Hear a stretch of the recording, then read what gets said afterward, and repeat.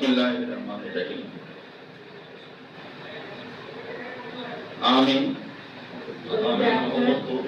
সশস্ত্র চিত্তে শপথ গ্রহণ করিতেছি যে আমি আইন অনুযায়ী অন্তর্বর্তীকালীন সরকারের উপদেষ্টা পদের কর্তব্য বিশ্বস্ততার সহিত পালন করিব। আমি বাংলাদেশের প্রতি অকৃত্রিম বিশ্বাস ও আনুগত্য পোষণ করিব।